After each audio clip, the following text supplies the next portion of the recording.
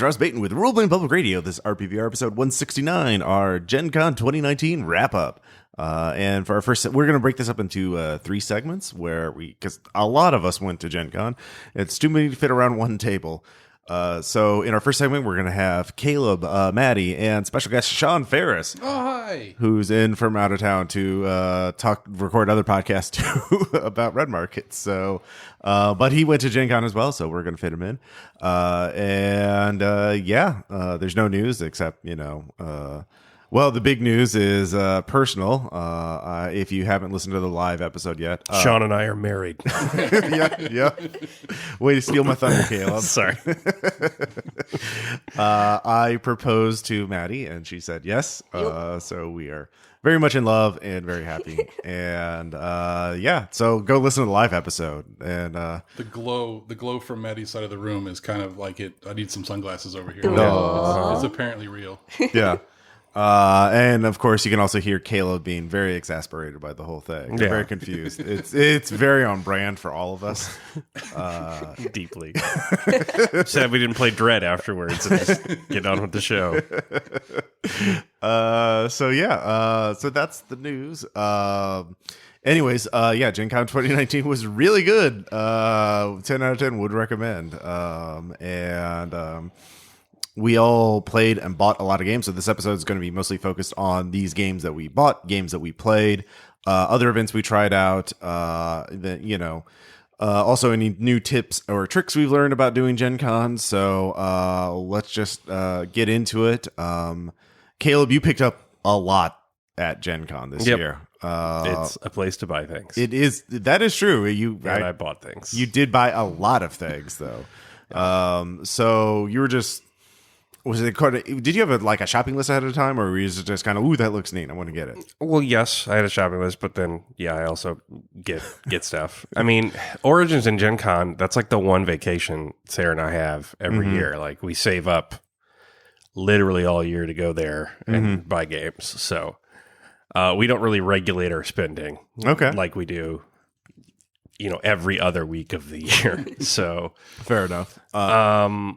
And it's all for the podcast, and it's all going to be reviewed on Mix 6 or played on RPPR at some point. So it's all tax deductible. So it's legitimate business expenses at that point. So there we go. Go crazy. I bought. I spent most of my time demoing Party Foul and drinking. So I didn't do a lot of demoing on the con floor, but I bought a bunch of stuff. I got some things that were sold out pretty quickly. So I got Mystery House, which has not been translated into English. The rulebook's still in Italian, but it's app-driven in English, so I can play that. It is a 3-dimensional box in a sort of square shape, but you put cards in these slots, and it's sort of like a reverse of an escape room. It's a break-in room, and you have to figure out how to remove cards and things like that. And so you have to type things that you see it in the cards into the app, but the only way you can do that is by constantly rotating this house around like Lazy Susan around the table to look through the limited holes you have into it. And then as you're doing that, you're removing cards and revealing a story through the app. So I'd never seen a game like that before, so I bought it. Black Angel is the new hotness by the people who did Troy's. It is a very complex worker placement game with a pretty crazy theme. So I played that a couple times. Yeah, AIs in space, essentially. Yes, humanity's dead. Your AI's competing to see who gets to, reinstantiate the womb ship that you're flying through space for thousands of years. But it's really just a complex worker placement game. And then I got Homebrewers, which is a dice drafting brewing game, which is getting a lot of buzz. I got Medium, which is the hot new party game that everyone's using, and I played that yesterday, and it is fun. Yeah, it looked like you were having fun. Yeah, you draw 2 cards. Like if we were going around this table and Ross is to my left, I would draw a card and say the word on it, and then Ross would draw one of his cards and say the word on it, and then Sean or Maddy is going to have to go 3, 2, 1. Then we both have to say the single word that connects the words on our card. through, ESP. But if we get it wrong, we now have to do the 2 words that we got wrong.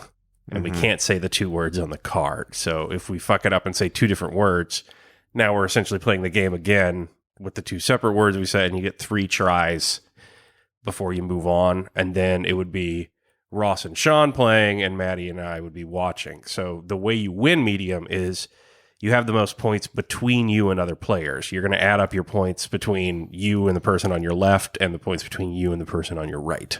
Oh, okay. And whoever has the highest single total is the person. Sounds like a pretty scalable game. Yeah, it's like 3 to 8. Yeah. Yeah, so That's pretty good.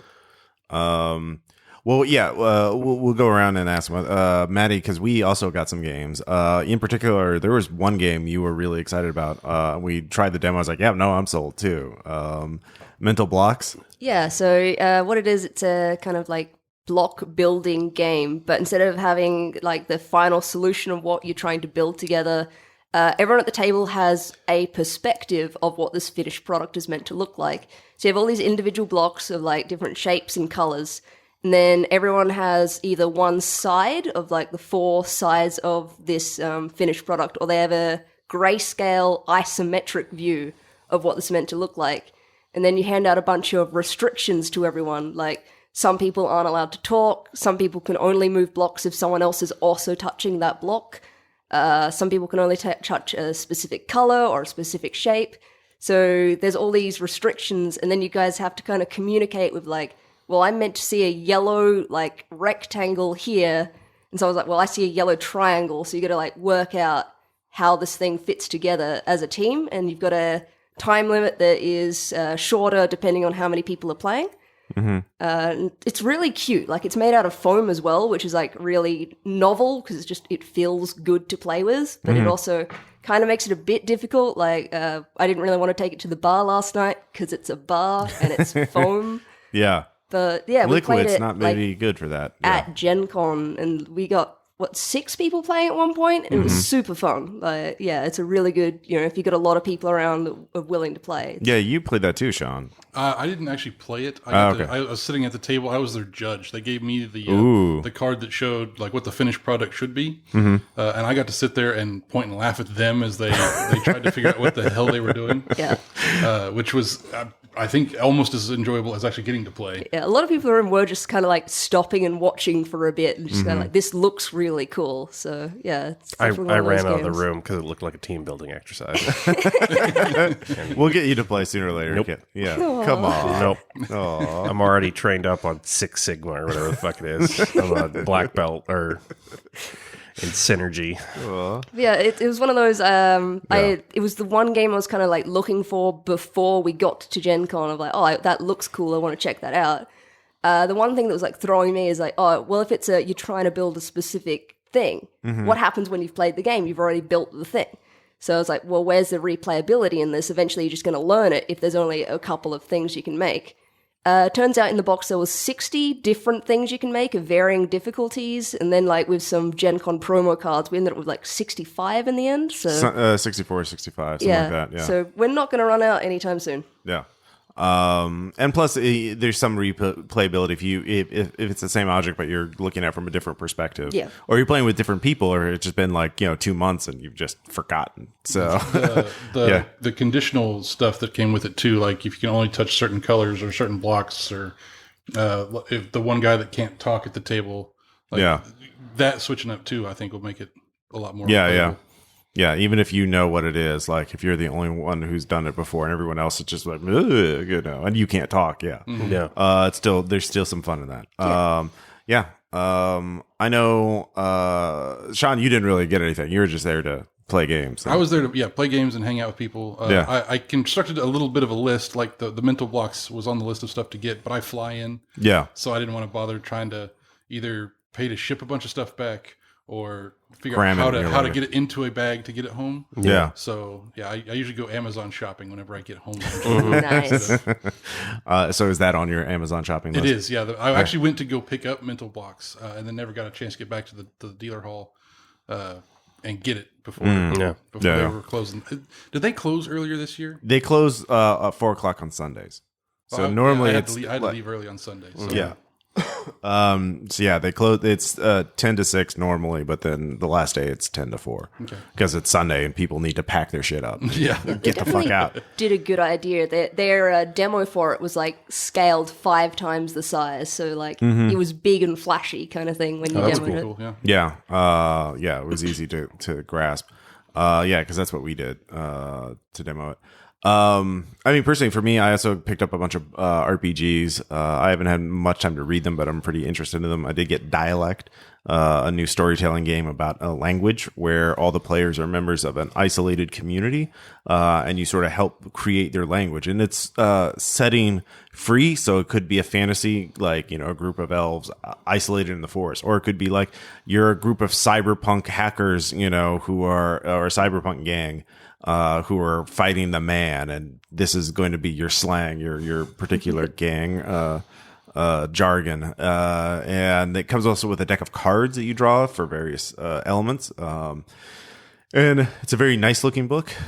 So I'm very interested to get into that, but it is a hardcover book that's like 200 pages or something. So I haven't quite mastered that yet. But yeah, Caleb, any other games that you were really excited about? I got Never Going Home, the World War I horror game. Yeah, Wedding Games and Brandon Ayton. It's got a D6 pool system where 5 and 6s are successes, and you're going against a certain target number. So the GM's still giving you target numbers of successes to get. The dice you roll is for the skill rating that you have, but your attribute related to that skill is your manipulation powers for that roll. So if you have like 3 dice in a skill, but that's hooked to 3 dice in brawn as your attribute, you can roll them, and then for every point of brawn you have, the associated attribute, you can raise a pip by 1. So you could take a 3 up to a 6 with your 3 points. You can spend it to re-roll every die that isn't a success, so that is a pip cost.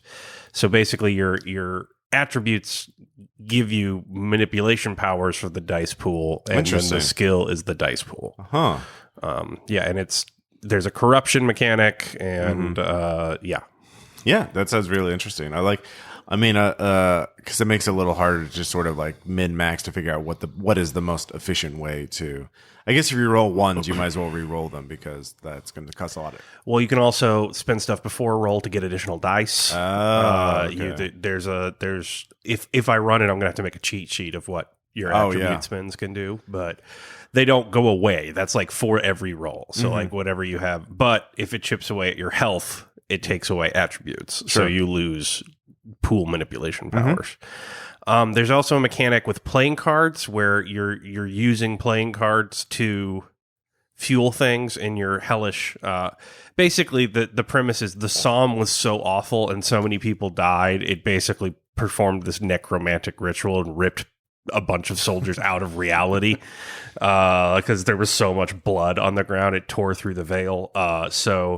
Like you do. If you're fueling like magic things, or you can also burn them to get additional dice manipulation powers, you give up a card in your hand, but every time you have to describe a memory that your person has lost, like it doesn't exist anymore. Like, so it's like my son's first birthday party, gonna use that to kill this, Kaiser Wilhelm mech snake monster. So it's a pretty cool system. I also got Band of Blades. I'm eager to look at, but I mean, I don't know why I keep buying Fortune of the Dark hacks when I haven't played once. But I like reading them if you ever have time. Yeah. And then I got the new Eclipse Phase. So that's my RPG haul. Band of Blades I'm really interested in. I was tempted to get it myself because the premise of that is that you're a fantasy company or a company of soldiers. And you've lost the war and you need to get back home. And you're just like every mission, you have to go and do a mission, but like players take on a more, you're not just role-playing one guy, you're role-playing various characters in this company. So you play the officers and like the men doing the mission. Yeah, you play one officer. Yeah. But when you play the troop or the unit, whatever it is, you take on a role in a unit. So you can die pretty much over and over and over again because you have a lot of unit cannon fodder characters. So. Yeah. So it's a little like military slasher flick from what I've read. Yeah. It sounds very interesting. Also on a mechanical level, because of that, I kind of want to see what Forge in the Dark can do. Yeah. So, that's really cool. The other games I got were, Skeletons, Ribbon Drive, Dinosaur Princesses, which are all sort of indie storytelling games. Ribbon Drive is a game about road trips and mixtapes.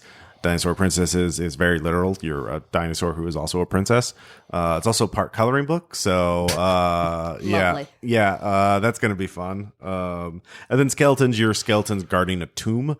And like everyone, it's kind of a bit like the Quiet Year or whatever, where you come up with a map of the tomb and like what's being guarded there and who you were before you became an undead skeleton. And you're only animate when there are intruders in your tomb. So what happens to the tomb in the centuries between, grave robbers. So all those sound very interesting. And I can't wait to run them at some point. I just have to inside other games. Yeah. Whoa. Oh. I've only done that a lot. So, but yeah, Maddy, certainly there were other, you picked up the last copy of, a game. So I got the last copy of, Point Salad sold at Gen Con, which sold out in like 3 hours, which was just ridiculous. So like demoing it a bunch that morning, the designers demo, and I was like, oh yeah, I heard of this game via the Mix 6 tweet, like, see this game, it's good. I'm like, all right, I'll check it out, give it a quick demo. It was about like lunchtime. Demoed it. It's a bunch of different vegetables, like 6 in total, in a 2x3 grid. And then you've got the rest of the deck is like on top of each of those rows as your point conditions, or like victory conditions. So I'll get 1 point for every tomato, or if I have a carrot and a tomato, I get 5 points. And on the back of every card is a different win condition, so none of them are repeated in the deck. And I demoed it, and we had 6 people on the table. It just went really quickly, and like everyone caught onto it so quick. It was really fun. And I was like, man, it's lunchtime. I'm hungry. I'm here. I'll line up. I'll get the game and then do lunch. And yeah, it was like the last copy sold. I was like, oh damn. Okay, cool. I've played it a couple times then, because it's a very quick game to teach and to play. And it's very fun, although it can be very frustrating because there will be a card that you really want and it never is there by the time it gets to your turn. So you're like, don't even look at the board between turns. It's too... Yeah, there's a lot of games like that. Yeah. When we were playing it last night, that was that every time I'd look at it, I'd be like, okay, I need this card and this card. And then it'd be Ross's turn, and the cards that I needed were suddenly gone. Yeah. Every time. Don't make a plan until it's your turn. Yeah. It's... But Sean did a great job with that. They sold out in 3.5 hours, and they didn't premiere it till Saturday, which is wild. Yeah. It's just bananas to think about. So, but I mean, it's up to minimum. Is it minimum 2 players or 3 players? Do you know? I think you can play it 1 player actually. So it's 1 to 6. Yeah. 1 to 6. Cards, easy setup. Family friendly theme, it's also small enough you can just like take it with you. Like I was just carrying it around in my backpack at Gen Con for the next day because it was just easy to like pull out at any point and have a quick game with someone while we're waiting for someone or whatever. Yeah. A lot of people were selling out of stuff like the Quacks expansion, Black Angel, that. Hell, we sold out of 2 supplements at the IGDN booth for Red Markets, which has been Yay. I didn't expect that. It was a big year money wise. Yeah, I mean it was their biggest year ever apparently. So good on them. You also got a game that you just right in the beginning that they don't even sell, but for some reason demoing at Gen Con. Yeah, it was weird. Like I was walking past it within like the first hour, and there was like no one at this demo table. I was like, all right, well, I'll sit down. It's like this weird Jenga kind of looking game. It's called Kozo. So what it is instead of like having your 3x3 grid, the middle square and outside of that you're not allowed to go outside of, and you've got all these asymmetric shapes. So anywhere between 2 to 5 different tile blocks, like 3-dimensional shapes, and you got to stack them. Every time you stack them, you put an even smaller block on top, so it becomes more difficult to stack blocks on top of each other. Like you play 3 rounds.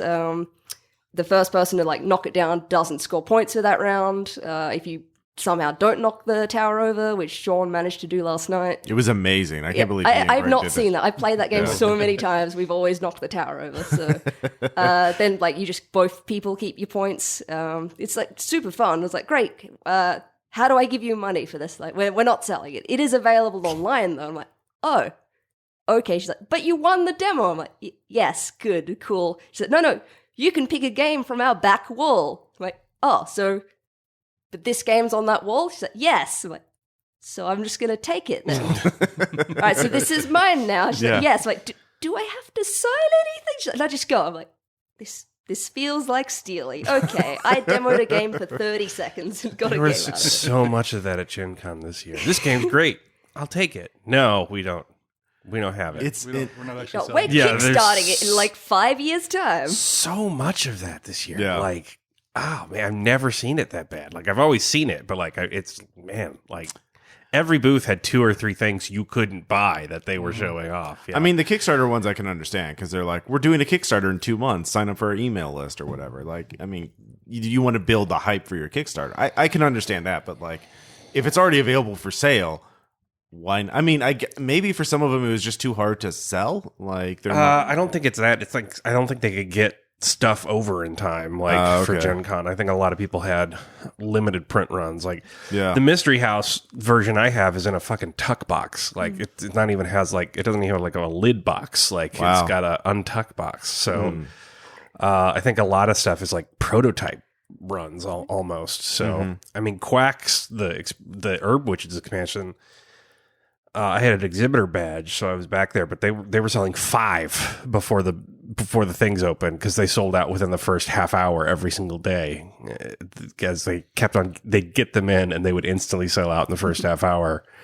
And so I had to wait there and be one of the first 5 people in line at the exhibitor hall. So yeah, it was nuts. A lot of stuff sold out. Yeah. I know. Just for a friend, I was grading the Cyberpunk Red kit, the Jumpstart guide. Jumpstart guide. That's it. Yeah. So I picked that up, and I know another one of my mates just wanted the dice that come with it because they like backed it, so they got the PDF and all that. They're like, "Oh, can you grab me some dice?" I'm like, "Yeah, no worries." So I bought the kit. I was like, "Oh, could I also get just a couple of pairs of the dice separately?" And their shipment just didn't make it in time for Gen Con. This was like on Sunday when I got it. And they were like, yeah, it's just not going to arrive. And I'm like, wow, because they probably would have ordered a huge amount. And then just to have it not show up is insane. Mm-hmm. Yeah, Yeah, there's a lot of that. Speaking of dexterity games like Kozo, Jeremy Fish was very nice. And he bought us a copy of Minute Work, which is a dexterity game. It's kind of like Rhino Hero in that you're sort of building a building, but you're also putting construction guys on them. But your cards also have to detail what the construction guy's holding, so you have to balance like a plank or a ladder or a tool or something on the little construction guy as the little construction guy is balanced on a girder. Meeples? So I haven't played that yet. And then there's Mega City Oceania, which is really cool because it's a city builder, but it's trying to be a city builder on, like, hey, the earth is sinking. We're going to have to start building cities in the middle of the water. So you build your building up to meet these requirements of like how it fits on the hex and how tall it is and what type it is. But then nothing counts for points until you move the hex out to water. And so you have to slide this precarious thing you just built onto the middle of the table and join it with the rest of the city if you want to get points. So it's very much like a tactical, you got to plan your city building kind of thing and your adjacency bonuses, but then it doesn't count if you can't ease it into... That sounds a lot of fun, actually. Yeah. So it sounds like a heavier dexterity game in terms of chunky rules. Choice of table would have a big deal to do with that. Yes. You need a good table. I'm glad I have a new table. Cool. Let's see. Yeah. Were there any other games that any of you played? Gen Con, we've talked about quite a few. So the only other one that I know of was Dune. Oh, yeah. Because that thing was massive. And as a Frank Herbert nerd, I can't help but love it. The Spies. Even though, like, I don't know anybody that has a table big enough for that thing. Yeah, I did walk by it. It did seem like a Arkham Horror-esque, like never-ending board. Yeah. The board for that game is massive. The like turn of demo that I got to do for it though, very thematically appropriate for Dune. Mm-hmm. There's definitely several things that you can be doing within the actions that you are obviously doing, and ways to make it feints and counter feints and kind of stuff like that. So I think thematically it's a pretty good approximation for the. I wish the board was just like desert. Like there was nothing to do. It was just brown. Yeah, you're going with the Dune minimalist. Yeah. Yeah. Hey, Arrakis is big, man. Yeah. The Michel Gondry, like it's just brown construction paper. Yeah, glued on cardboard. It's just cardboard. Yeah, it's just brown cardboard. Yeah. So you think you would get that game eventually? Yeah, it wasn't for sale yet. Okay. Are they kickstarting that, or is that just coming out later? It's just coming out later. I think. Okay. I didn't see any information for a Kickstarter for it anyway. Okay. Yeah. There was a couple things like available soon or things like that. So. Then probably not. Terror Below, which is the new, definitely not Trimmers game. I didn't totally not Trimmers. I didn't buy it, but it also has a distinctly very brown board. It is intensely brown. Yeah. Do you have any idea how much the Dune game is going to cost? I believe it was going to be over 100. Ooh, It's big and it's pricey. Yeah. But, if it's your kind of a thing, I think it'll be Grand Strategy. Yeah. Twilight Imperium. Yeah. You know those Dune nerds are gonna. Yeah. They're gonna shape up for that. Yeah. If you're in a table large enough for it, $100 probably isn't much to you. Yeah. Just yeah, it's self-selecting. Also, if you're doing Dune, like they're probably already into 40K, so they're used to spending a stupid amount of money on things. I mean, that's not far off. Yeah. People forget that 40K not only ripped off like Aliens and Terminator and every other sci-fi franchise, they also ripped off Dune. So I mean, was inspired by. Sorry. Yeah, sure. Let's see. I'm kind of curious, Caleb, you mentioned earlier that you got 3 Laws of Robotics. Brownie got that for us as a gift, so I haven't actually played it yet, but I'm interested. It's a smaller card game. Oh, okay. Yeah.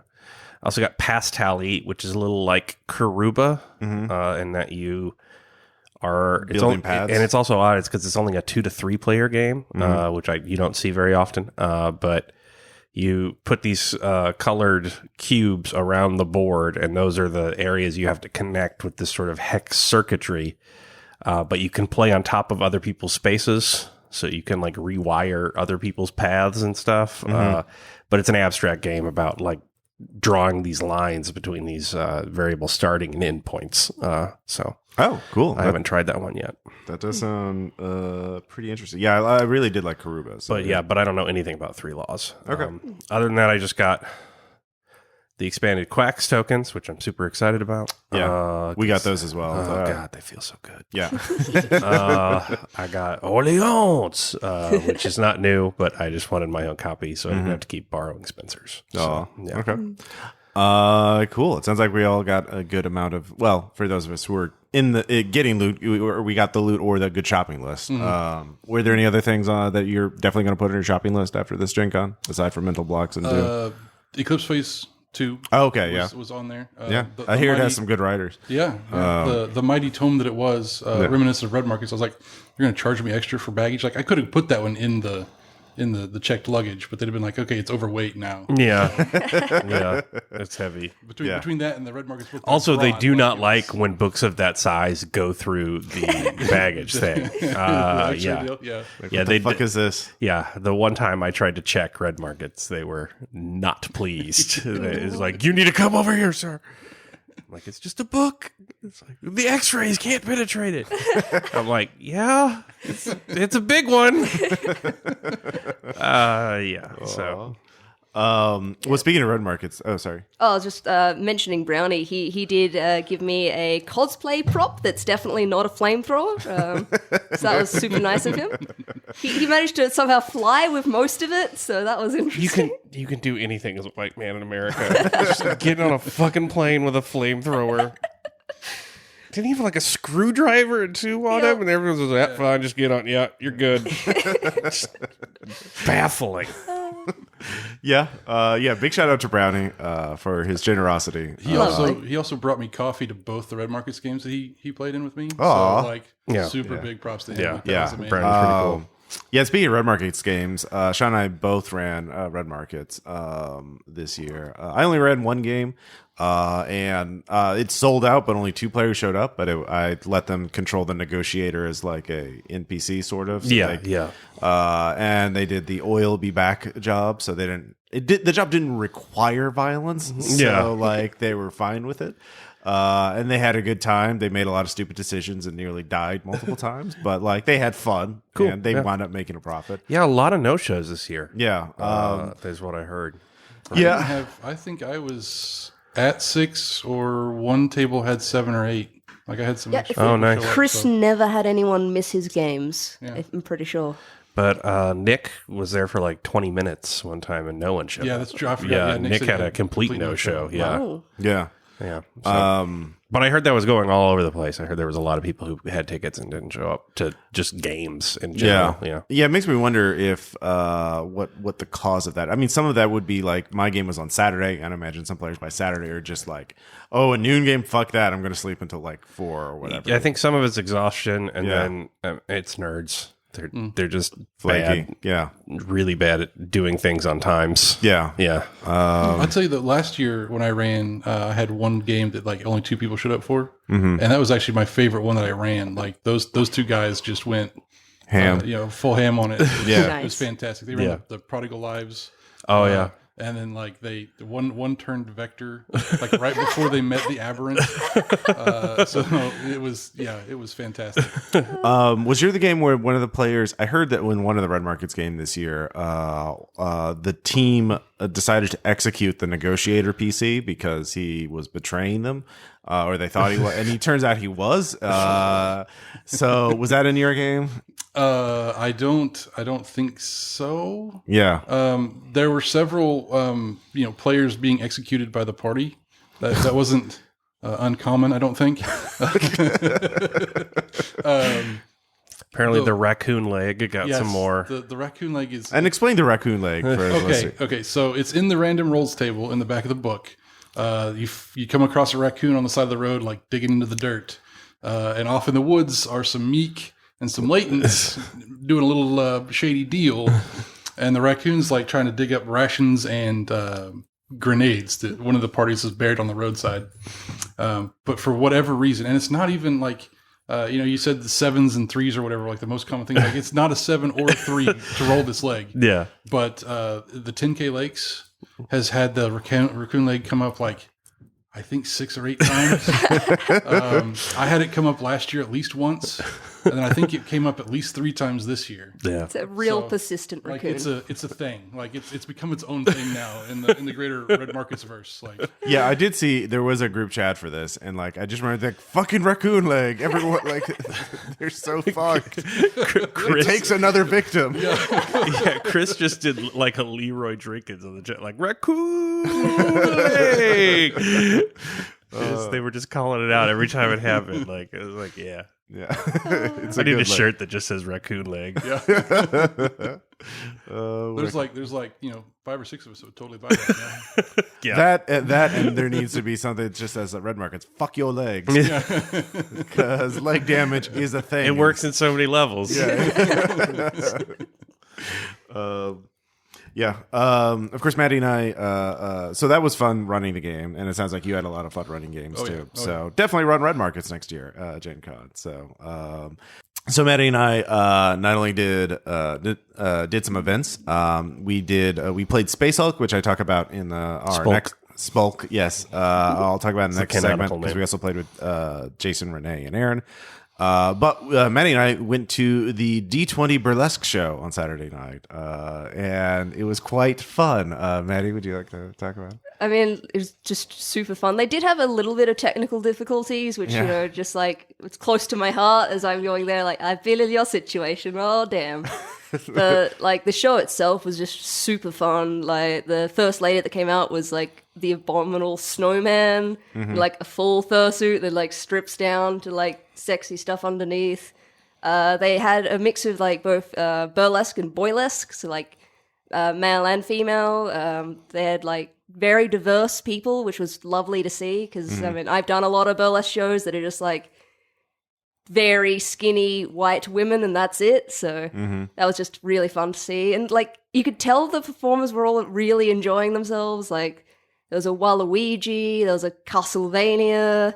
Yeah. Like a whole bunch of different, like, just nerdy themes. Was anyone actually a sexy D20? No. No. Bullshit. Just the name of the troupe. No, I want an actual, like, I want They someone... probably have in the past. I want someone to come out as a dodecahedron, and there's just 20s on all sides, and then just do, like, a Rockette thing. It was like, oh, just it's all legs. critical. No, you got it. No. It's that, but then like it's just normal numbers, but then like they pull it open and then they have pasties that have nat 20s.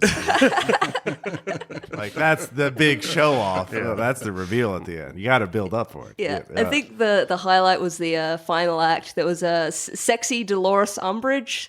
So she came out in her like petticoat, her little hat, like sipping a cup of tea. And then Closer by 9 Inch Nails starts. She like strips off the petticoat. She's got full BDSM gear underneath. Yeah. She's like whipping herself and like puts on thigh-high boots. And it was just really, really enjoyable to watch. For all those Harry Potter fans out there. They said it's the weirdest boner you'll get all night. Hell of a subtitle. Yeah. It's burlesque at Gen Con. What else would you expect? I mean, tickets for that were like $20 or something like that. So, but you know, it's 2 hours of. It was on the main stage. Yeah, so, you know. Yeah, the ballroom and the convention center. Everyone's having a lot of fun. I quite enjoyed it. Maddy, yeah, it's super fun. Yeah. So that was it for ticketed events. I mean, the rest of the time we were just hanging out with our RPPR people. This year we spent a lot more time in the mornings catching up with people, which was really fun. Like it was a really nice way to start the day. Like we went out for breakfast with Burke and Sean and Jason, Aaron, and all that. Yeah, Cafe Patachao. Such a good place. Like it's about a 20-minute wait maybe if you get there at like 8 a.m. But it depends, but there's a bit of a wait. But it's just really good coffee, really good food, and it's just a perfect way to start a Gen Con day. Without just going like, oh shit, I just got to get up and get to the exhibit hall. Like. Yeah, they had to. Their best thing is they have serve your own coffee. Like they just have a bunch of things, thermoses set up with coffee. You can just go out and like get multiple cups, so you can get as caffeinated as you want. Yep. You don't have to wait for a waiter. Brownie's just over there, just pouring it directly into his mouth. No, this was too dignified of a coffee. For Brownie, like Brownie is comfortable in the shame that he has for coffee. Like, I mean, there was a Starbucks across the way. I think he's just hunched in a corner, chewing directly on beans. Yep. Some sort of feral beast. Yeah. He did do that at one of the games. Like he hands me a coffee when he sits down, and then like 15 minutes into the game, like he pulls out bags of chocolate-covered espresso beans. Yep, and he's like, "I want to eat these." And if chocolate-covered espresso beans are good. I don't I don't disagree, but like he's eating the beans as he's drinking like his third Starbucks, and I'm like, my heart is already like starting to hurt watching this. Like, he's doing the same at the Glancy game as well, so that's very cute. We did record a Glancy game. That was quite fun. We'll just have, you can listen to the actual play when we get it up. Crit fails are always entertaining. Yep. Aaron, and when I crit failed an attack roll and hit Aaron, it was fine. Well, he fucking deserves it. Albatro. Basically. Did you, so before we end the segment, did any of you learn anything new for, any tips for maximizing fun at Gen Con for next year? In terms of like new food places you discovered, new other little things? You have to lift everywhere. I mean, God, they just make Indianapolis harder to get around every fucking year. They just find new ways. Like, they're going to start doing like pit traps with punji sticks soon. Like, it's just wild how hard it is to get around that city. Like, every road is under construction. If you have balance, I don't. Those scooter things are pretty useful for navigating. Yeah. I used the scooter deals a couple times. They were really, really convenient. Like if you were going somewhere like off the grounds, the convention center itself, just they apparently jacked their prices up for Gen Con. Weird. Makes sense. Because I took one down just past the Circle Center Mall, and it was like $6. And I was like, holy crap. Okay, so while it is convenient, they're proud of it. Yeah, this was the year of the scooter, man. They had a shitload. Yeah, they were everywhere. Yeah. Those scooters go twice as fast as they do in Australia. They're like, you guys can handle it. You'll be fine. There are apparently places where they are mandated to go slower. I thought the one that I was on broke or something, which, my big butt on the scooter thing, I was like, that's not surprising. But when I got out of that area, all of a sudden it zoomed off. And I was like, shit. Yeah. how I didn't end up flipping over and breaking something, I don't know. But wow, that's pretty fun. Now I can see a Red Market's job. There's an enclave that uses scooters to get around. You need to go into their, you need to hack all the scooters so they go too slow when the zombies come. Sabotage them, or scooter raiders. Yeah, there we go. Skaters, scooter. Yeah. Very good tips. Anything else? I would say, I know Caleb's not gonna like this, but I did like Island Noodles. They're very good. No, they're okay. Yeah. They're fast. Yeah. That is the one thing that every food truck and food place outside of the con center has been missing for literal decades at Gen Con. Yeah. It is get in line, get your food, leave. It's a brilliant business model because every other food truck has failed that basic premise of food truckness at Gen Con. It's go to this one place, order your food, wait 40 minutes outside in the heat with a bunch of other sweaty nerds. Island Noodles, you go outside, you get in line, they throw some noodles at you, and you leave. That is perfect. Yeah. They changed the game. I'm not gonna lie. They could expand a lot and make a shit ton more money, and I think they probably did pretty well as is because it was just cheap lo mein. Yeah, but it's fresh. There's vegetables, so it's somewhat. It's less unhealthy than the other options. Yeah, but it's $10 to throw a scoop of lo mein at you and tell you to leave. And I was personally grateful. Thank you. I mean, that's why I do the con chicken strips all the time because it's at least I can do it in 10 minutes and not an hour and a half waiting outside for a food truck, which is what every time. So I might go to the food truck place with something other than scorn in my heart for once. Yeah. Well, that's. I mean, how better to end this segment than on that heartwarming message? All right. When we come back, we'll have more of the RPPR cast talking about Gen Con.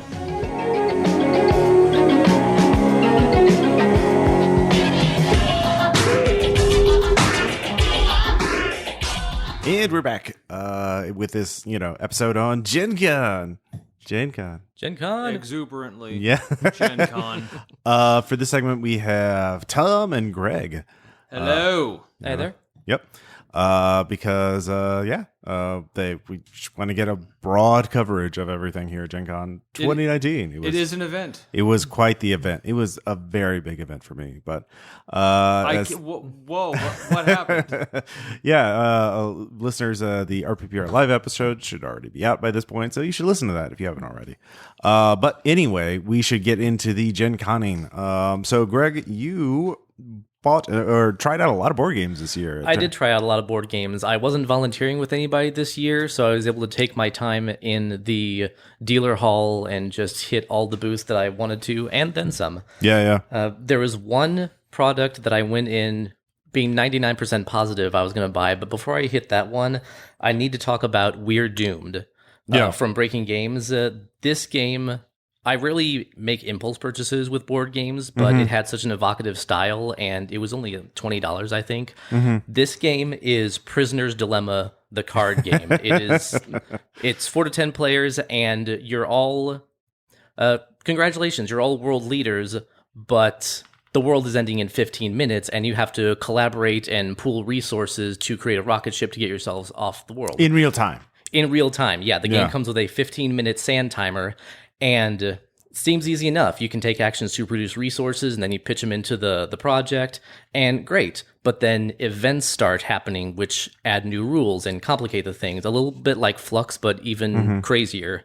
And then somebody starts doing the math and goes, oh, I need to get some influence. So if we don't meet our quota, I don't want to be the last one on. I might not get a seat. And so people start acting in their own interests. And then other people go, hey, what gives? I'm going to start stealing resources from you. And then more events pile on. And the breakdown of relations is magnificent in that way that kind of illustrates how people function under extreme duress. Yeah, no, I actually did get to play this too at the one of our meetups. I think the Thursday one. And because I bought it that day, and we played. Was that your copy? Yeah, we played it 3 times in rapid succession, and we had 6 players in 3 games, and we had 1 survivor. Yeah. I think that was the game that I played in because I started as the Theocracy, which it gets influence more efficiently than anyone else. And so, like, when I realized the mechanic, like, there's no point in putting in resource points unless you're going to be first player. Yeah. So I was building up both and not really contributing until someone played a card that let everybody switch their seats, and Patrick, our friend of RPPR, just made a beeline for my seat because he saw what I was doing and like grabbed my seat. So the Theocrat did escape, and it should have been me, but I got stabbed in the back at the last minute by the UK. It's a very rock paper scissors game. Being the Theocracy is very powerful because you get to build influence so quickly, but you've also got the Autocracy, which has an easier time nuking other players, but you don't want to nuke people too early because you don't want to have those additional resources unavailable to you, and you don't want to make too many enemies too early.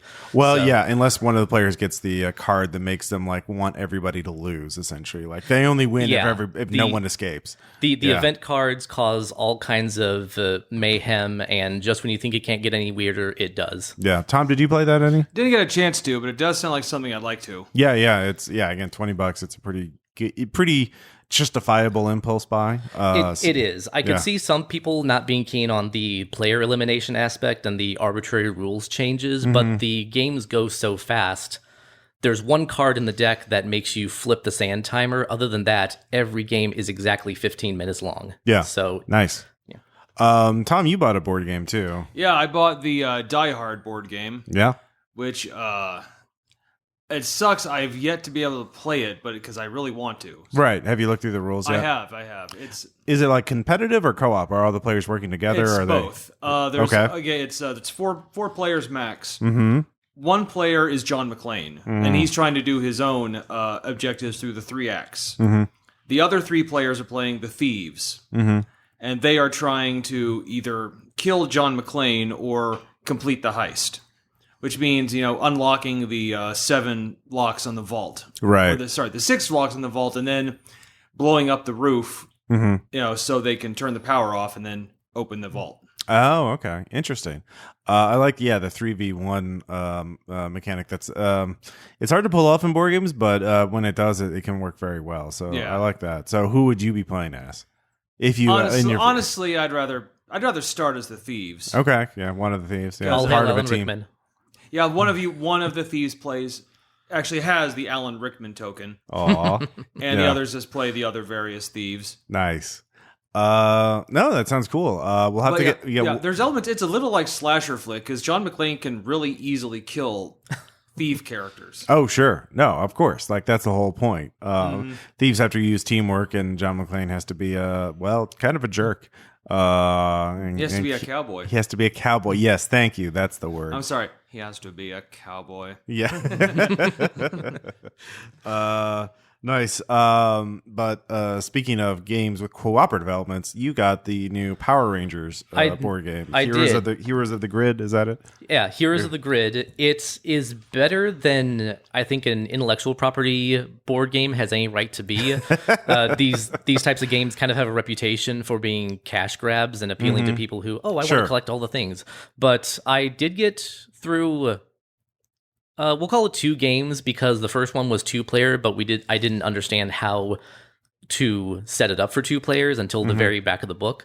But the tension escalates very quickly. There are great teamwork mechanics. So each ranger has action tokens, but there's no established player order. So players are encouraged to collaborate and decide who's going where. The city of Angel Grove is split into 4 sectors, plus the command center in the middle, where you can fall back to recover your energy, but that costs you valuable action tokens. So you have to collaborate and figure out how you're going to divide your forces, whether you're going to go all in on one location and make the best possible use of your teamwork mechanics, or whether you're going to divide and conquer. Each combat has a shared energy pool, and once you're in battle, the turn order goes good guys, bad guys, good guys, bad guys, good guys, bad guys, etc. So it's not like each ranger has to go in sequence. Again, the teammates are encouraged to collaborate and decide, okay, do you play all the cards while I hang back and just take hits? It's interesting. That could be frustrating for some players because if it means one player is like sitting out a lot of the game. But I mean, I don't know. I haven't played it yet. So it is. I hope that once I play it some more, the combat mechanics will get a little snappier, because in the 4-player game that we ran, we did wind up splitting our party 2 and 2. And so while one half of the party is in combat, the other half can still talk and contribute, but they're not mechanically doing anything. I gotcha. Interesting. The other thing I thought was really interesting was each ranger has a 10-card deck, and the cards at the bottom have shield icons on them. Your deck is your source of power, but it's also your health. If your deck runs out, your ranger's knocked out and has to fall back to the command center. Every time you take a hit, you mill cards, you discard cards from the top of your deck into your discard pile until the number of shields you've revealed equals or exceeds the amount of damage you've taken. Interesting. So there's a strategy to deciding how many cards to draw in the first place, and then how to, if your ranger has these abilities, how to stack the deck to make the best use of your defense. Oh, interesting. Are there like, is it just like one type of game, or is there like multiple scenarios to play through? There aren't scenarios per se. The core game comes with one boss, Rita Repulsa, of course, and 4 mini boss monsters. You shuffle 2 mini bosses at random into the deck, and you stack it kind of like Pandemic. So the first round is always going to be nothing but putty patrollers. The second round is going to be putties plus 1 monster. Round 3, putties plus 1 more monster, and round 4, the big boss. Interesting. And so you really have to stay on top of things to keep the whole city from getting overrun. Right. Yeah. I was thinking Pandemic, we were describing a little earlier, a little bit like keeping the contagion, horde of bad guys down. Yeah. It escalates very quickly. Like Pandemic has that nice kind of gradient. Oh God, it's getting worse. It's getting worse. We need to get on this. Power Rangers goes from 0 to 60 just like that. So it might be a little too fast paced. Again, I need to play it some more to get a sense of what's the right way to approach it. Yeah. But the demo was very good, and the mechanics are very accessible, I think. Cool. Yeah. Nice. I did see the minis. I did see you playing it. The minis look very good. I would have to say that. Tom, of course, speaking of monsters and heroes, this is not an official event, but you got to play this superhero game that I hear is pretty cool, Base Raiders. Yeah, it's weird. It's okay, I don't know. Like, the premise is it's like you're raiding dungeons, but it's superheroes. Yep. It's crazy, right? Sounds pretty great. People should definitely buy that. They should totally buy that book. But yeah, friend of the podcast, Micah Nielsen, ran a 3-part game. Yeah, he actually has had this scenario for a long time. Yeah, and actually on several Gen Cons, he's run the first part of it for many different groups of players. But this is the first year he's gotten to run all 3 sessions of it and finish it. Nice. What's the basic plot? Well, we get a job to investigate this. It's like investigate a video that shows like this homeless guy wielding a plasma pistol, screaming about this artifact called the Feather of Victory, which essentially it's like if you possess it, your biggest goal will be achieved. Oh yeah, is it a magic feather, or is it just a magic feather? We don't. Or is that the plot twist? Yeah. The plot twist is he's actually trying to get you, to awaken a kaiju. Oh, yeah. Fun. Like you do. And it involves, I don't want to give too much away because we're going to post this. Ooh. Do you know where it's going to be posted? I think Mike is going to give the scenario to you to post. Okay, sure. But let's we can just post say, it on Tabletop Tales and nothing but else. like it's got Kaiju and Kansas City, and us trying real hard to deal Not with, let that happen, or just survive. deal with Yeah, deal with it. Okay, yeah. Now I got to play Foot High Science Guy again. Oh. And yeah, when you got a 300-foot tall kaiju and you're a 12-inch tall little amphibian dude, Yeah. it puts things in perspective. I see what you did there. Yeah. But no, it's and the fact that we got to run it. Well, actually, first of all, we tried to run the third. We tried to run the third part right after the RPPR meetup. Mm-hmm. That didn't work so well. Yeah, it's like people were loud and not really being considerate. And also, they were drunk as shit. I don't know what you're talking about. Surely not. Essentially, yeah, all the players were on some level of inebriation. I don't know. Except me. Yeah. You weren't the only non-drinker there, Tom. You can't. I know, but I say in this game I was. Oh, okay. Yeah. But finally, I think we both, Mike and I went to the bathroom, we came back, all the other players were like, yeah, we just realized we are not going to make it through this. Aw. So did you pick up the next day? We picked it up, we just restarted the next day, and finally finished it. And the look on Micah's face when he finally finished, he's like, oh my God, I finally playtested all of this. That's cool. Yeah, if, I'll talk to Micah about that. I mean, I did talk to Micah at Gen Con, but, things are a blur. I was kind of distracted by various things. And we're going to see him next week. So, yep. No, good scenario, yeah. And good to get back to a character I know very well. Aw, that was very good. Yeah, you mentioned some other board. You went on sort of a board game buying spree a little bit. I did. I managed to stay. I went a little bit over budget, but not as much as I usually do. But I did have to hold myself back from a lot of games that looked interesting, but they just weren't quite as high on the list. Played a demo of a game called Tuki, Tuki. It's a dexterity racing game. There is a deck full of cards that have a pattern on them, and as players, you have 3 or 4 colored blocks. The blocks have to be arranged vertically in the pattern indicated on the board. There's also a die that you roll to determine which way the pattern is orientated. So you've got, I don't know how many cards, but say 50 cards, you actually have 150 different potential patterns. And then once that pattern is determined, you set it up, and then every player tries their best to set up those blocks in that way using these white blocks, which are ostensibly snow, as props. Interesting. That sounds fun. I'd like to try that. How many players does it handle? Do you know? That's the one thing I have against it. It is ostensibly a 3 to 4 player game. Oh, but it only comes with 3 sets of blocks. They had the table set up for up to 6 players. I guess they had 2 copies laid out. The way the demoer described it was you can play 4 players and one person just sits out each round, which to me sounds like it's a 3-player game. But whatever. I guess you could always buy 2 copies of the game, but I think if they had upped the price... Can it do just 2 players, or does it need a minimum of 3? I don't remember if you can do just 2 players. I don't see why you couldn't. But it probably plays better with more people. Yeah, I don't see why they couldn't have upped the price point a little bit and just thrown in 1 or 2 extra sets of blocks that way. How much was it? I want to say 35. Oh yeah, 35. Yeah, I don't know. Yeah, interesting. 30 or 35. I want to try it. I want to try it before I render too much of a judgment on it. But yeah, that's interesting. Sort of decision there for number of players. Yeah, that's why I held off on it. If I had the money, I would have splurged a little bit more and gotten Men at Work. Yeah, or something like that. Any other board game highlights you want to talk about? Highlights. Let's see. Because you did mention in our notes a couple of games that I could like 5211. 5211.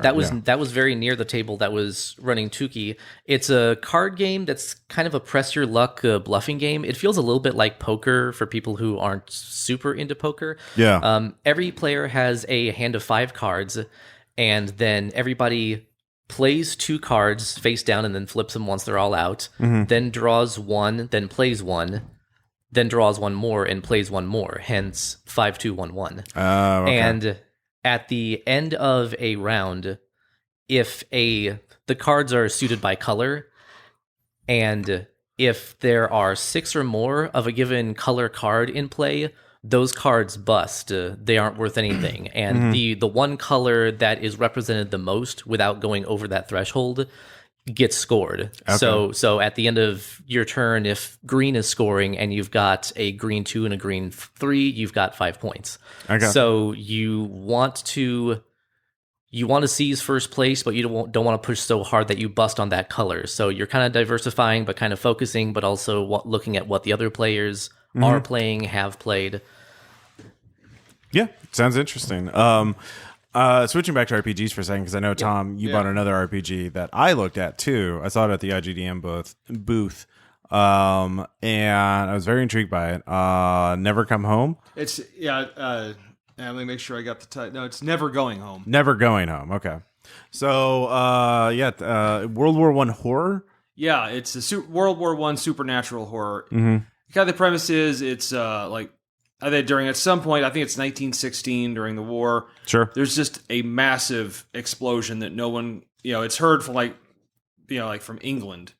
Okay. That's pretty volcanically loud. Yeah. And no one knows what caused it, but after that, it's just spoopy stuff starts appearing all over the battlefields. Not spoopy. Like seemingly sentient clouds of mustard gas that actually seek you out from behind corners things. Ooh. Or barbed wire snakes. Wow. Yeah. Wow. Okay. Yeah. No, that's horrifying. And oh shit, I want to use that in the game now. Yeah. And it's like something from the war broke through the veil, which separates Earth from this dimension. It's kind of like the outer black from Esoterrorists. Sure. And now all this stuff seeping in, and now magic is real. And you're trying to survive and also not be corrupted and essentially become just part of the monsters and just wander off. Where you will show up, a week later fighting your, Oh no. Yeah, so it's got soldiers are rising from the dead. Yeah. I think my favorite, tanks become sentient predators. Jesus. Yeah. Okay. They released 3 books, and I bought all 3 of them. Yeah. One is the basic book, one is the Book of Magic, and the other is the Bestiary. Okay. The Bestiary is weird. Yeah. No. I mean, sounds like it. Barbed wired snakes are because I think they said think of everything you would picture of trench warfare in World War I, make a monster out of it. Yeah. Like there's one there's this bat creature that it just looks like a flag flapping in the wind on on some trench, but it's actually like a creature waiting for you to come near. Wow. Nice. So No Man's Land became an Eldritch Abomination, basically. The whole war, and of course, the officers, the governments are denying that this is happening. Of course. And so they refuse to let the troops withdraw from this obvious haunted wasteland. And now all your it's clearly not designed for a long campaign. Yeah. Because you're probably gonna die or become one of the disfigured, as they're called. What did you read anything about the system? Like game mechanics? Is it powered by the apocalypse? No, it's from Wet Ink Games. Okay. And I need to study the. I was more just the setting was sure. Yeah, no, I know you. The reading about the monsters is probably no. It's also World War I. Mm-hmm. Yeah, but no, I haven't had a chance to study the rules yet. But it's apparently character creation's real quick. Mm-hmm. It's almost like you're dealing with a character that's not long for this world. I don't understand it. What? And that's brand new for this year, isn't it? Yeah. It also, I know it does rely on playing cards as well as dice. Yeah, I saw some. Yeah, actually, yeah. No, I remember seeing those. Yeah. Are they just special playing card, or they're it's regular playing cards? They released this artist for the game released his own set that were amazing, but unfortunately sold out when I got there. And they said they're going to have a new run of them, I think, in next month. Mm-hmm. But yeah, it's you use that for I think a lot of combat stuff in it. Yeah. Yeah. Well, that I mean, we're used to that. Yeah, I would be really keen for an actual play of that if you were. Oh yeah, I need to study it, but I'm totally. Yeah. Did you get the PDF for it as well? Yes, I got the. I think I got the PDFs with it. Okay. Well, because I know from Indie Press Revolution, you have to email them your emailed receipt in order to get the PDF. If not, I'll check in on that. Okay, yeah, you definitely do that before it passes too long. I don't know what the IGD. I think the IGDN has a similar policy, but you have to email them. Right. Be like, here, I bought this book. Please give me the PDF. Because it's not a big book. It's pretty thin. Yeah. And also, every single book has adventures in it. Oh, that's good. Even the Bestiary and the Magic book. Is it? Do you remember who wrote it? If it's their first game or not? No, it's Wedding Games. They did the other game I'm going to talk about. Okay, we'll get that a little teaser for you. But speaking of role playing games, though, you did actually get to play an official ticketed RPG. I signed up for 3 RPGs over the course of the weekend. I made it to one of them. The first one canceled because everybody but me canceled at the last minute. The second one, I overslept. Never, word of the wise, never schedule anything before 10 a.m. Yeah. But I did make it to Epilion, run by Magpie Games, which coincidentally I ran for Magpie last year, so I finally got to see that from the other. Yeah. And it was worth every minute. Yeah. The GM was very good. We did the typical Powered by the Apocalypse character and world building collaboration. We answered the leading questions and determined how we each grew up and what our relationship is with each of the other players. And while we're doing that, and while we're establishing landmarks that we had interacted with these other significant characters, the GM has flipped over the team sheet and is drawing a map of Dragonia with landmarks, not a gridded atlas map, but one of those old-timey, here's the larger-than-life locations, places of interest represented as gigantic. Like, here's this tower in the middle the size of a mountain. That's the capital city.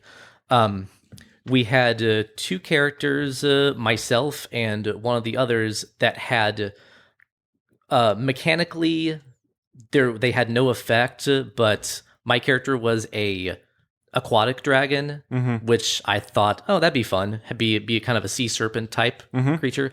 And one of our other characters was playing the warrior, and by one of the leading questions, we established that this character has no sense of direction. He gets lost very easily. The game ended with the warrior marking all of his conditions and going shadow self, which is akin a more family-friendly version of like Darkest Self from Monster Hearts. And we had to convince him to ask us for help. So what we end up doing is surrounding him and going, oh yeah, you've got this great plan. You shouldn't do this here in the middle of a desert, which is where the adventure took us. You should do this at the capital. Great, I'm going to go to the capital. Where is it?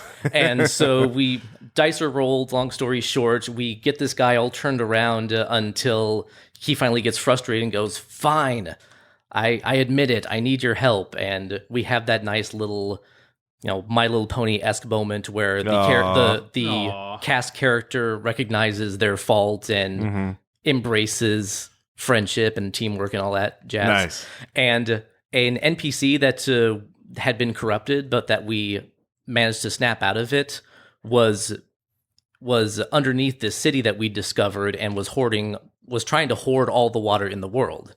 We broke the curse, the place got flooded, and we couldn't talk to the other dragon, the elder dragon, to see if they made it out okay. Oh wait, I'm an aquatic dragon, I dive.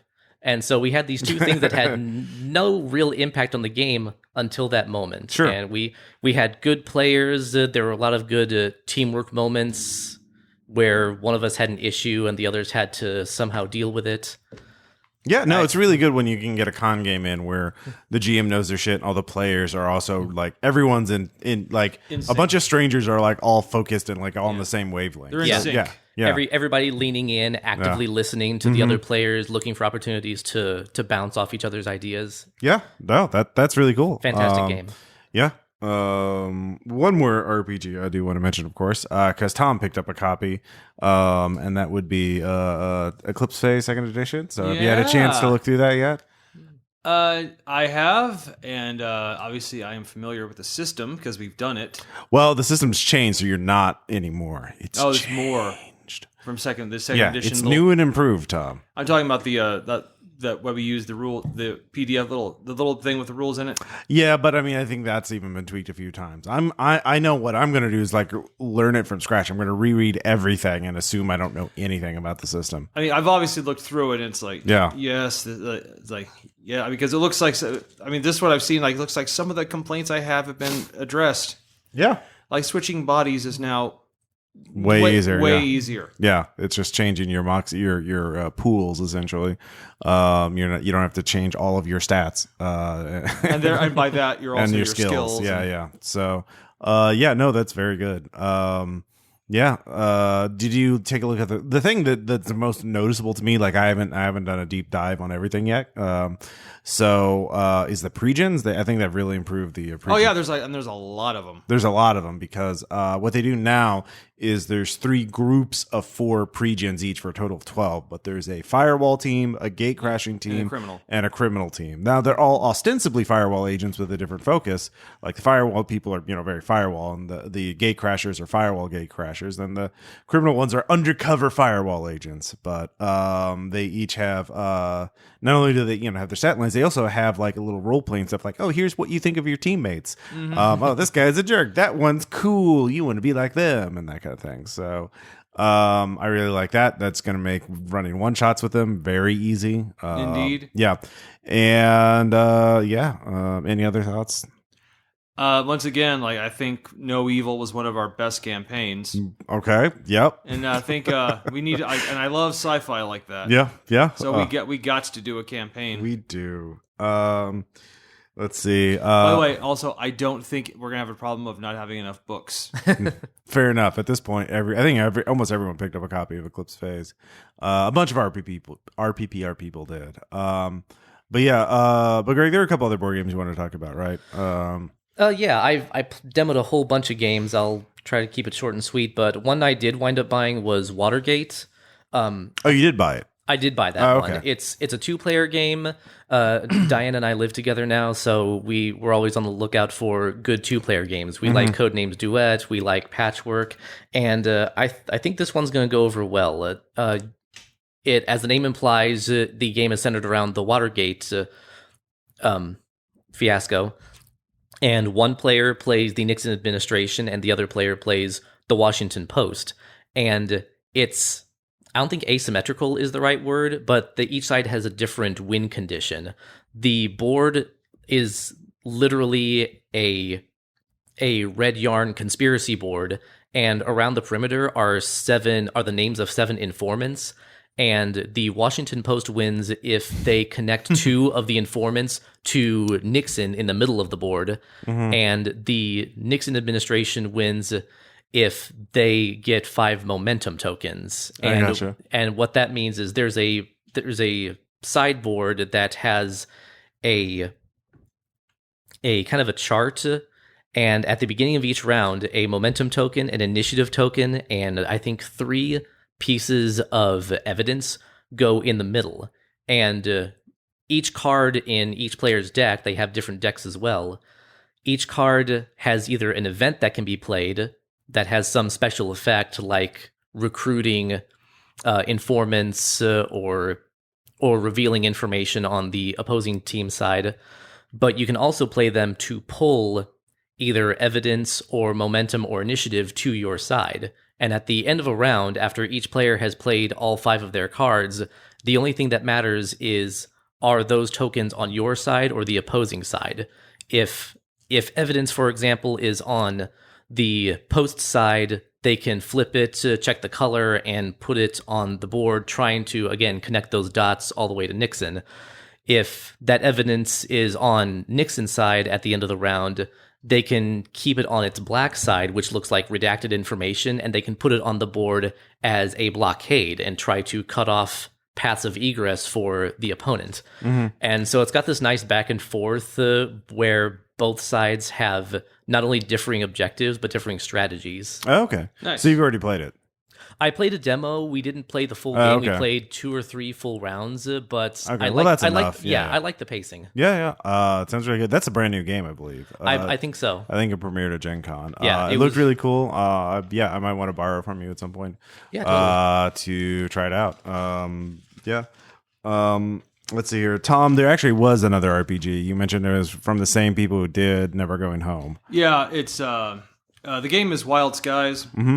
And it's I bought the original book actually 2 Gen Cons ago. Mm-hmm. And just bear with me here, so you might try to understand why I bought it. Okay. It's anthropomorphic animals. Uh-huh. In when World War I never really ended, but is now with airships and it's all diesel punk. Oh yeah, no, you've shown me that. Okay, so it's the same people. Okay, yeah, cool. They essentially did they have a new book this year? Or they something? did. Oh, okay, the last one was mostly Europe, where that's obviously where all the big war stuff's happening. Sure, they released a book for North America, the U.S., which now apparently is there's a giant they're the only place where direct energy weapons exist, and as most of the economy of the country is now one company. Okay. Do you remember? Well, we'll look up the name of the actual book, or do you remember what it was? No. Okay, I'll look it up. So yeah, it sounds very cool. In terms of that, let's see. I think you mentioned one other game. Well, any other particular highlights you really want to mention for Gen Con in terms of games that you tried out or played, purchased that we haven't gotten to yet? The Apelion game was the only ticketed event I went to besides. Well, I also attended the RPPR Live and the Mix 6. Oh yeah, that was an event. If you haven't heard of them, check them out. Yeah, I don't know when we'll have the Mix 6 up. The RPPR Live should already be up by the time you listen to this. It's got a great finale, I'll tell you that much. Very memorable. But yeah, I spent most of the weekend either wandering the vendor hall, trying to check out all the new hotness, or at RPPR after hours meetups, playing games and hanging out and meeting people. Yeah. Tom? First, I'd like to give a shout out to the weather, which was actually kind of mild. Yes. Yeah. Thank you, weather. Yeah. Secondly, it's Liberating Strife is the name of the book. Liberating Strife. Okay. Yeah. And also, it's just, I was mentioning this to Micah on Wednesday when we were there. It's man, it just feels right to be here, you know?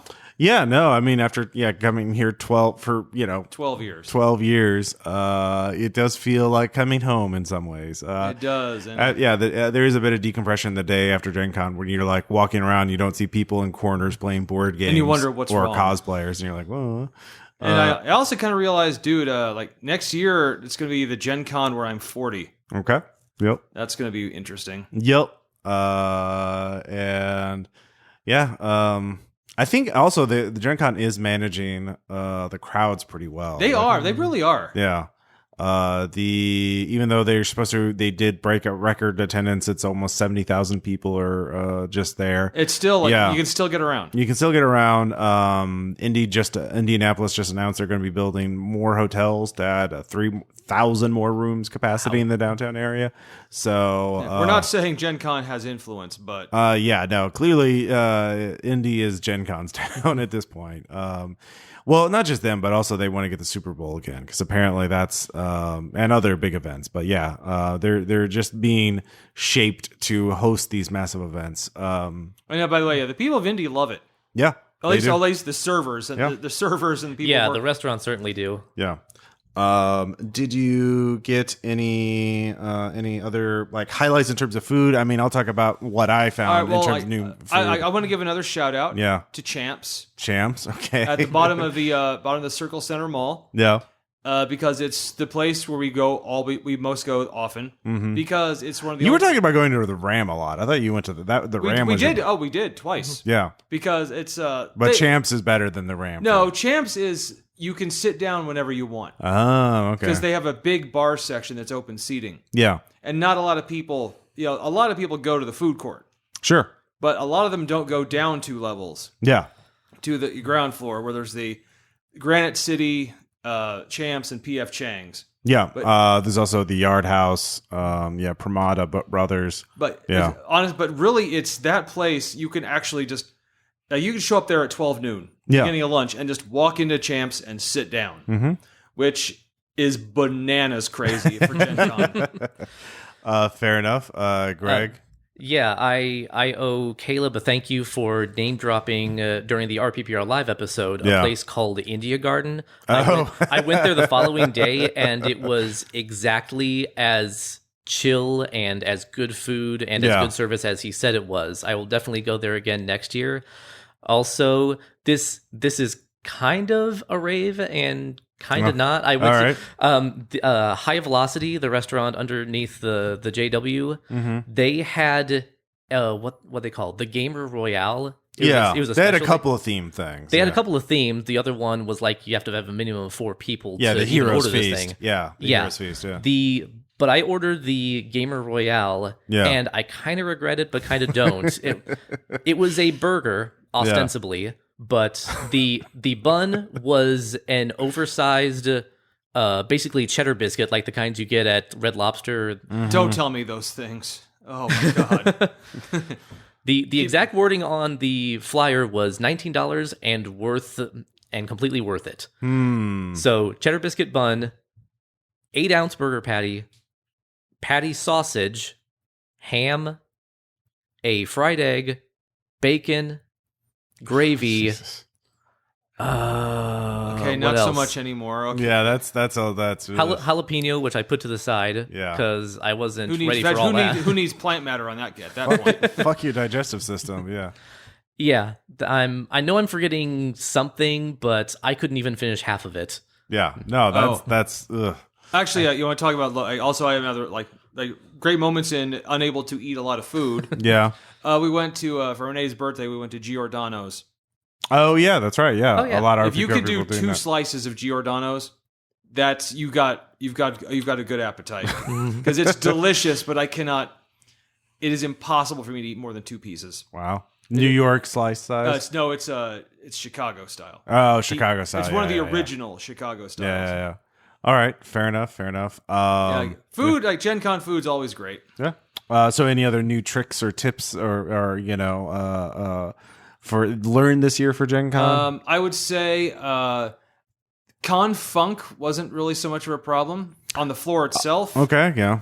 Except in the elevator of my hotel. I'm going to say even if you're going down to a free breakfast, but it's public, take a shower, cleanse yourself. I got on the elevator. Don't go to breakfast, then come back up for the shower. Do the shower first. Four guys got on the elevator. Yeah, clearly wearing filthy clothes, and you can tell all of their hair was just greasy. Yeah, bad head. Yeah. And then the smell hits you. It's like It's like. There's the speed of light is how you see them, and then there's the speed of smell, which is just behind it. Yeah, even the smell of freshly fried bacon grease can only cover so much. Yeah. So, Greg, any other new tips learned this year?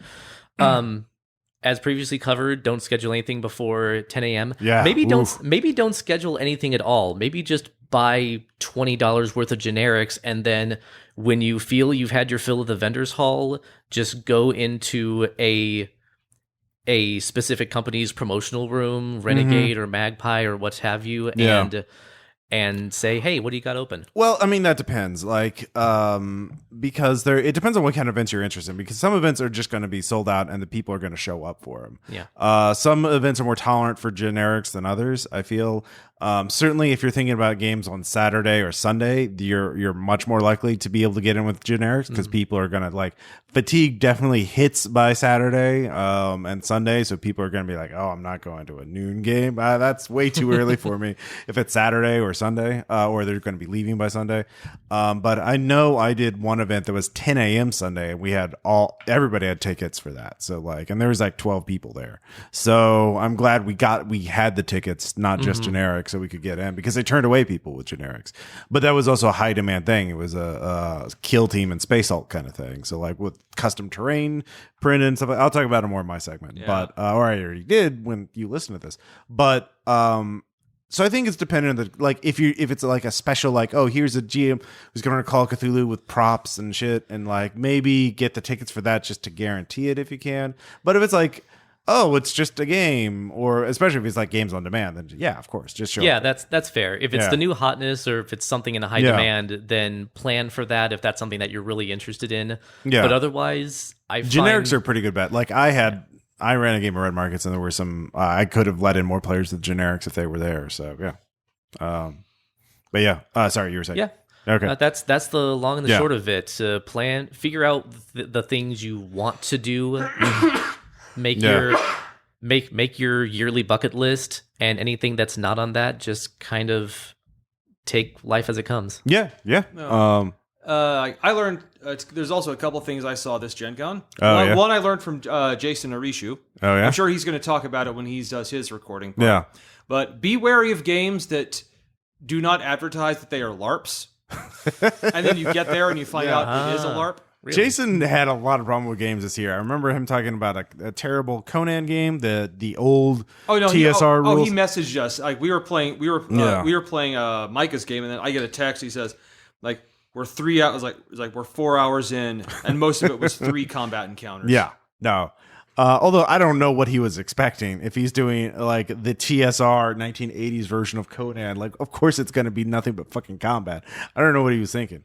But yeah, if your event, be very make sure you know what category it's in. If it's the wrong category, be willing to not go and just get a refund, because you can get a refund. And there's also and let the people organize it. Like, you put this in the wrong category. I didn't want to LARP. Like, yeah.